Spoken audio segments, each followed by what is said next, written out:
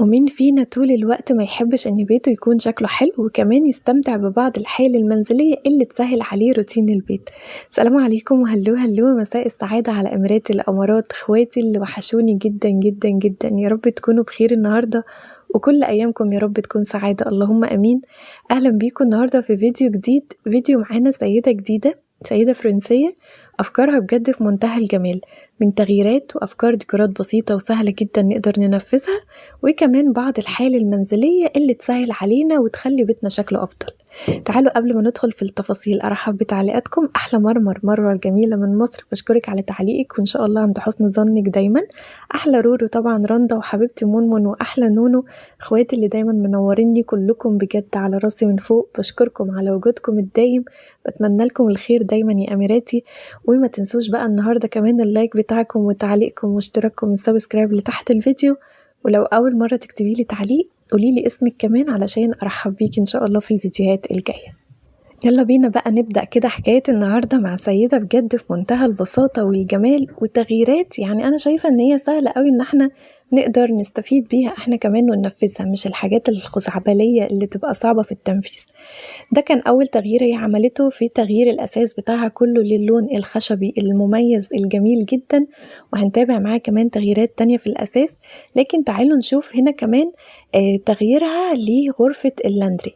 كانت الأول عندها الدولاب باللون الأسود، كمان حبت إن ستايل الدولاب يكون باللون الأبيض يليق مع ألوان الغرفة، يعني ما فيهاش حاجة أسود، الأجهزة اللي عندها أبيض، الباب باللون الأبيض، فاللون الأبيض عموما بيبقى لون مريح.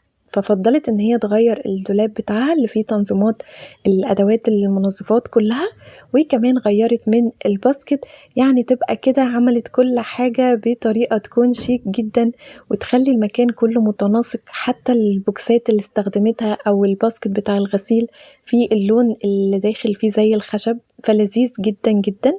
بس كمان احنا يعني لما بنشوف سيدة بتحب التغييرات فخلاص بنبقى عارفين ان هي عندها الهوس التغيير طول الوقت.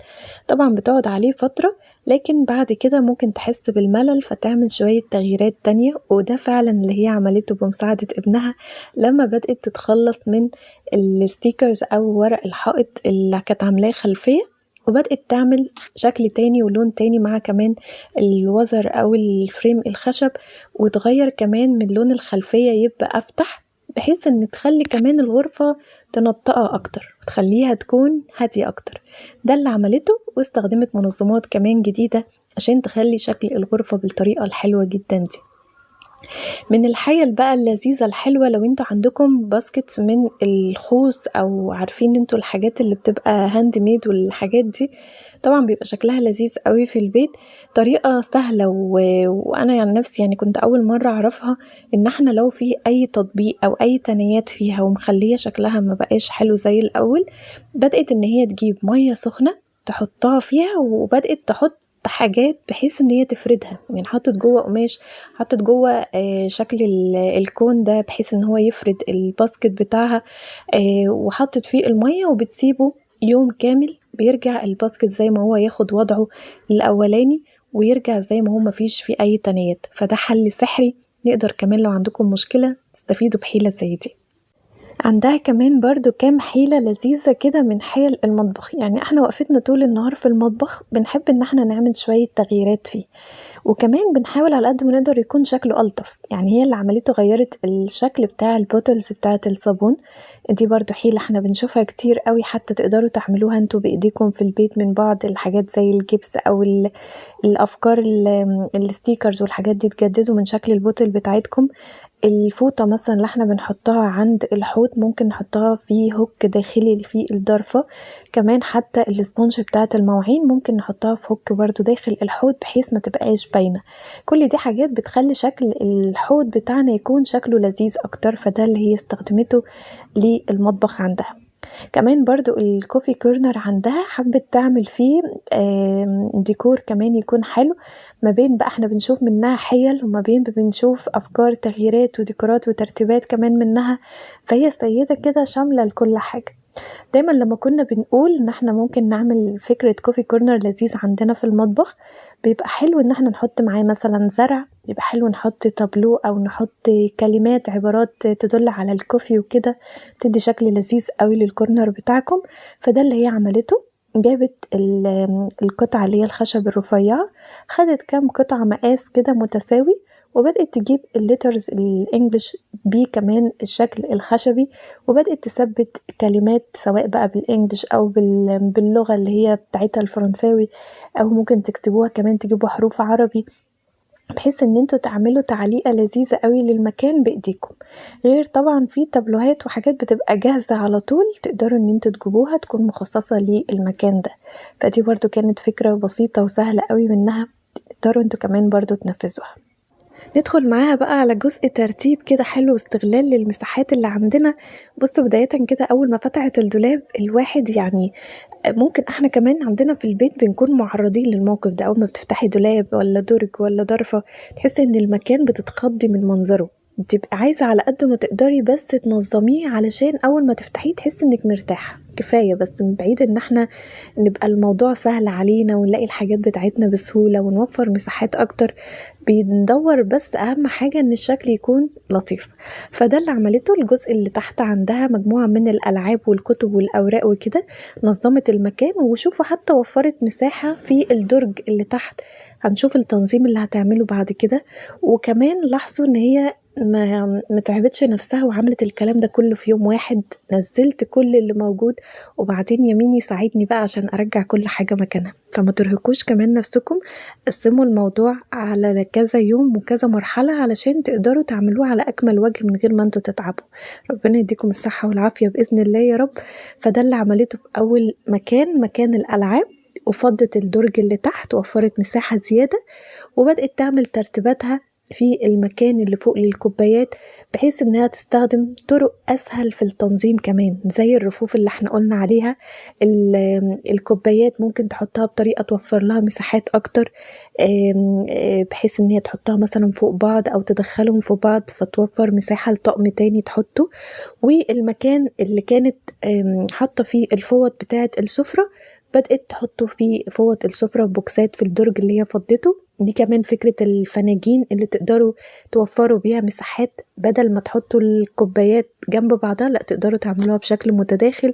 وادي الأطباق والكوبايات بتاعتها بعد ما نظمتها وخلت الدولاب بتاعها بقى يعني بقى حلو كفاية، زي ما قلت لكم شكله يكون حلو.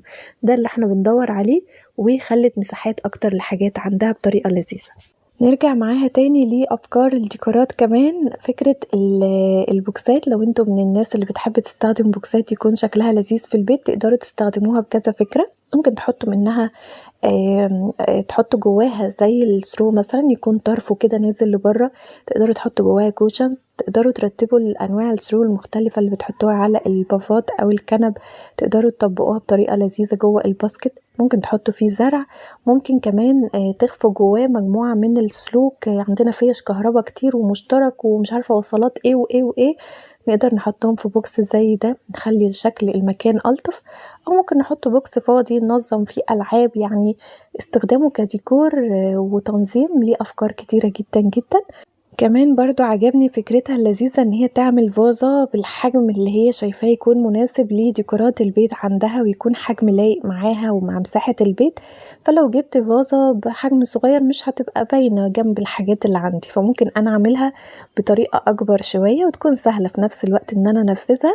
فبدأت تجيب البوتس بتوع الزرع خامتهم بلاستيك، فسهل جدا ان هي تعمل فيهم تشكيلات زي ما هي عايزة.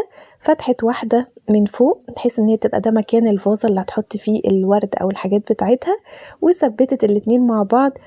ثبتتهم بالافيز وثبتتهم كمان بمادة تلزقهم، وبعدين بدأت الفراغ اللي ما بينهم تحط فيه المعجون وتبدأ تديها لون وشوية تفاصيل. وعلشان تبقى تقيلة اكتر وثابتة في مكانها جابت مجموعة من الطوب او الحجارة بحيث تحطها جوه تبقى الفازة تقيلة، وتبدأ تحط فيها الورد او الفروع بتاعتها شكلها لذيذ، مش باين ان هي معمولة خالص ولايقة مع الديكور اللي هي عملته. دي اهم حاجة ان هي تكون متناسقة في الالوان وفي الاحجام مع المكان ككل، ما تبقاش حاجة صغيرة مش باينة او حاجة كبيرة طاغية على المكان ككل. عجبني هنا كمان فكرة الأجهزة الكهربائية في المطبخ، يعني بجد حقيقي بتبقى مزعجة، إحنا بنستخدمها بس بيبقى في دهون في المطبخ، فطول الوقت لازم تهتمي بنضافة الجهاز بتاعِك، بيبقى فيه أسلاك كتير، بيبقى ممكن الأجهزة ألوانها مختلفة، فجهاز جنب جهاز تحسي إن المكان فيه لخبطة. عجبني جدًا فكرة الدولاب بتاعها، جابت كل الأجهزة بتاعتها اللي موجودة وحطتهم في الرفوف المتحركة، تقدر تطلّع كل جهاز وتستخدمه براحتها، حتى الvacuum الروبوت بتاعتها خصصت المكان بتاعها تحت الدولاب، وكل الأسلاك وكل الكهربا في مكان مخفي ما حدش يعرف عنه أي حاجة، وكمان خلّت شكل المطبخ عندها لذيذ بعيدًا عن كل الأسلاك اللي إحنا بنشوفها على الكونتر. آخر فكرة معاها هي فكرة البولات اللي نقدر نستخدمها كديكور كمان، بولة صغيرة مع طبق كبير تثبّتوهم بالعكس ويبقى حاجة لذيذة أوي للتقديمات، ممكن تستخدموها في التقديمات بتاعتهم للأكلات والحلويات والحاجات دي كلّها، أو ممكن الفكرة التانية اللي وريتها لنا تستخدموها كديكور، حطّوا فيها ورد، حطّوا فيها ديكورات أو شموع تتحط على الترابيزة، هيبقى شكلها لذيذ أوي، وطبعًا بتراعوا تناسق الألوان مع ألوان البيت عندكم ككل، فممكن تستخدموا spray مثلًا لو حابين إنكم تغيّروا الألوان. آخر جزء معاها اللي هو تغييرها لغرفة ابنها، عجبني جدًا إن إحنا ممكن نغيّر فيه قطع الأثاث اللي موجودة بحيث نخلّي المكان يكون واسع ويكون مريح أكتر للاستخدام، فده اللي هي عملته في الغرفة زي ما هتتابعوا معاها. ده كده كان فيديو النهارده يا أميراتي، يا رب يكون عجبكم، تكونوا استفدتوا بالحِيَل والأفكار والديكورات اللذيذة اللي كانت مع سيدة النهارده، ويكون الفيديو كان خفيف على قلوبكم، يا رب دايمًا أشوفكم بسعادة وفي راحة بال وفي هنا، اللهم آمين. متنسوش اللايك بتاعكم قبل الفيديو ما يخلص وتعليقكم واشتراككم، ونتقابل بكرة على خير بإذن الله، فيديو جديد، أفكار جديدة وسيدات جديدة، ناخد كل جميل لبيتنا ونخليه دايمًا في أفضل صورة. فأشوفكم على خير الفيديو الجاي يا أميراتي، وسلام.